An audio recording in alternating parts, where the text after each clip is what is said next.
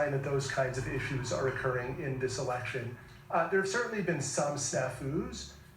So in Cambria County, Pennsylvania, there was an issue with some vote scanning machines that stopped voting for a while and led to voting hours being extended.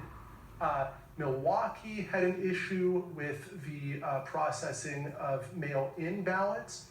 And so the city has to now recount about 30,000 mail-in ballots, which will push that recounting well into the night or even into tomorrow morning. Do they recount those by hand, or do they use the machines again? They're using the machine to do it all over again. There was a minor issue where the door to the machine wasn't properly sealed before the initial count took place. As I understand it, they've now properly sealed and closed the machine and are then proceeding with the recount. The most worrisome development, I think, was that bomb threats were apparently called in to polling places, numerous polling places in Georgia and in Pennsylvania. This may have been the work of Russian operatives, and so it's always disturbing to see any allegations of foreign interference in American elections. But in those affected locations, voting was just halted for a few minutes while they confirmed there was no bomb. And so it doesn't appear that any substantial number of people were prevented from voting. The vote counting might take a little bit longer in some of those locations, but again, nothing too drastic. Though in the institute there, we were looking at democracy, what Nicholas is talking about there in that foreign interference and those bomb threats.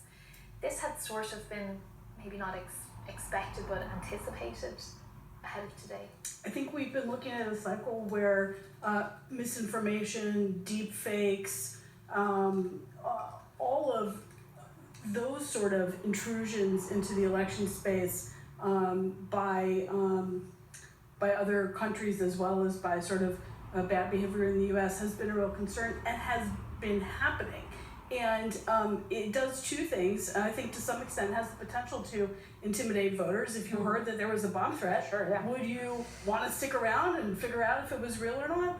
Also, then you'd know there'd be a longer line, or you're like, I don't have time to do this, I gotta pick up my kids. And so it has a deterrent effect to some extent. I mean, it's hard to know how much, and they're trying to take measures to make up for it. But the other is that in the misinformation space, it just has an effect of essentially, because it makes voters or Americans in general less able to know whether anything they're trusting is real, then it also makes people not distinguish between what is real and what is just a conspiracy theory or junk. It's chum in the water, it muddies the water. So these are both really increasing concerns. And we saw the Justice Department take down 32 domains off of the internet. We saw the U.S. Justice Department investigating the fact that Russian-backed media operations, were manipulating and using U.S. sources to spread information. So the Russians have had their hooks in this election cycle.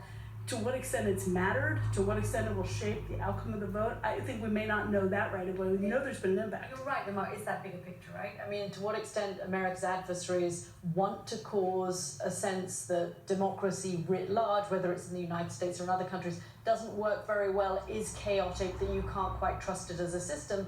And this is a pretty effective way of doing that. It's how unbelievably easy is it? You don't even need to plant a bomb and commit an act of terrorism. All you need to do is make a phone call, which costs people that want to do the system damage nothing, and presumably is something that you can then have a copycat. Somebody could start doing it in other states as well. I mean, I think it achieves exactly the aims that a country like Russia or China might want to achieve when they're in this kind of sense of power play of which is the system in the world that works better. Is it a democratic system? Is it a more authoritarian system? You want to try and cause chaos and show that the democratic system doesn't work.